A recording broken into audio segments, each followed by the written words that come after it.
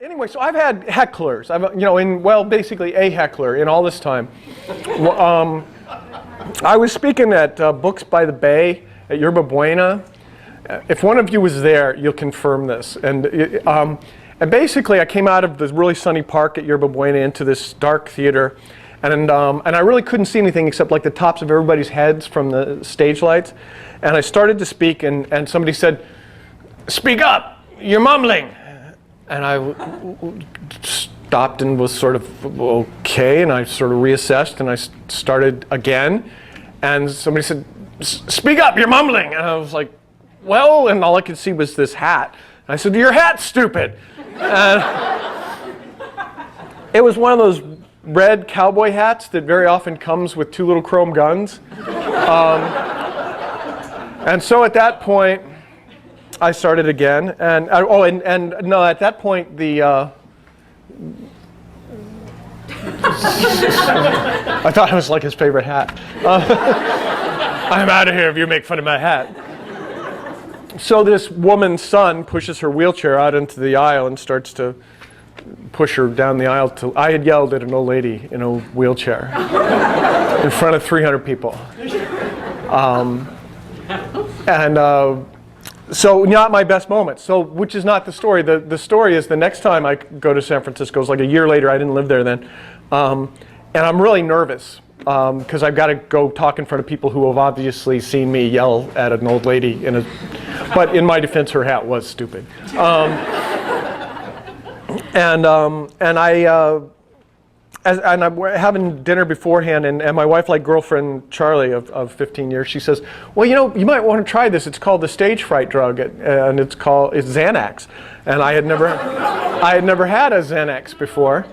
So I came in, and it was a group about this size, and I started talking, and evidently I shared about my hopes and dreams and disappointments, and my relationship with my father, and we were walking out, and Charlie said, "We've been together 15 years. You just told him stuff I didn't know about you." So I just want you to know that I'm relatively drug-free tonight.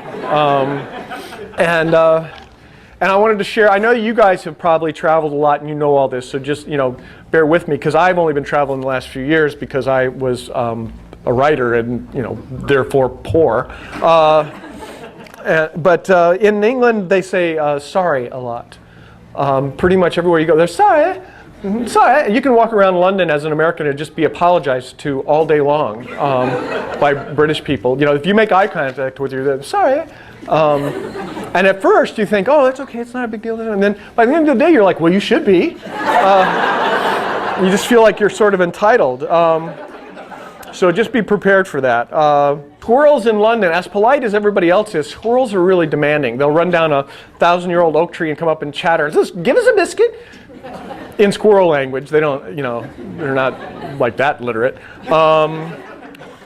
And you just have to go, "Sorry," which may have been where all that just started. In England, sweaters are called jumpers. People who jump up and down repeatedly are called sweaters. Pants are called trousers. Panties are called pants. Let's see. If someone knocks you up, they're just coming by your house. And if they use a rubber, they are erasing something. I was telling this story in Seattle, and this fellow who said he was a professor. He worked with somebody who was an Englishman, and he was using a dry erase board, and he turned to the class and says, "Does anyone have a fuzzy rubber?" Which is, in his college, so all the guys were checking their wallets. I don't even know they made fuzzy ones. But that's really the name in England for a dry erase board rubber. I just want to go there and teach a class now. Does anyone have a fuzzy rubber? Sorry. Anyway. Wow. Limitations. Let's see. So I was up here. I was getting ready to write Island of the Sequined Love Nun. And Charlie and I were up in San Francisco on book tour, my massive book tour, which was one store on Thursday night at 8 o'clock at the height of Seinfeld's popularity. So it was like me and her and a drunk guy who wandered in off the street looking for a place to sit down, as we all know how that goes. And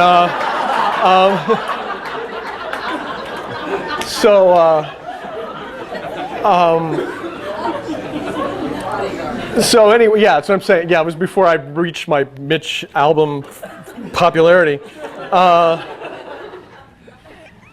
Anyway, so I always have like a little talisman when I write a book, like a little statue of Shakespeare for a fool and stuff like that.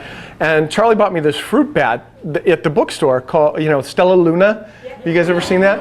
And if you take Stella Luna by the wings and you go like this, her little head goes like this, right, from the back. So the next morning we're at the hotel. It was the Hilton and wherever the hell that is in San Francisco. And Charlie comes back from her workout, and I'm in the room doing my workout, which at the time is a pack of cigarettes and 2 pots of coffee. And she goes, Al Gore is in the hotel. And I go, get the fuck out of here. And she goes, no, he's taken over the whole floor. And I look out and into the hallway, and there's like Secret Service guys out in the hallway talking into their sleeve and stuff. And I thought, oh, cool. So I took Roberto and put him out the door, just the face part of him, and then did this with the wings, so he was looking up and down the hall. And the Secret Serviceman, like, there's a guy outside of 213 with a bat. Appears to be a fruit bat. And they set up these with the security for. I got to tell you, the Secret Service guys for Al Gore weren't that great, because they had this like craft services table, these great big chocolate chip cookies with M&Ms in them. They left totally unguarded. So I don't know, they just weren't, maybe they won't take a bullet for you, maybe they'll just be like, look out!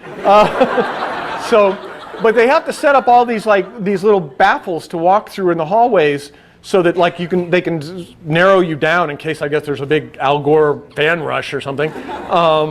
On their way to see Mitch album, I suppose. And they were like those things they put between hospital beds, and so perfect for a puppet show. So, there would be all these very serious looking guys talking into their sleeve and, like trying to hide their Uzis, and we'd like have Roberto over the top of the, which it turns out is totally not against the law. You can menace the vice president with a plush toy anytime you want. And Charlie had heard about it. You guys probably know this, but nobody had ever heard of Tom Clancy until somebody gave Ronald Reagan Tom Clancy's first book, Hunt for Red October, for Christmas. And then suddenly he was like this massive best-selling author in the world. So Charlie figures at least I can get on the list if she can get the book to Al Gore. So every time we go through one of these little security gates, she's like, give it to him. Just give it to him. He'll love it. Which totally didn't work. So anyway, that's my Roberto the Fruit Bat story. And then he ended up in The Stupidest Angel by request, because all you guys were writing to me and going, you got to have Roberto come back. And I was like, well, okay, how about Central California at Christmas time? So that's probably the peril of doing fiction by request, is you end up with a giant fruit bat in your Christmas story.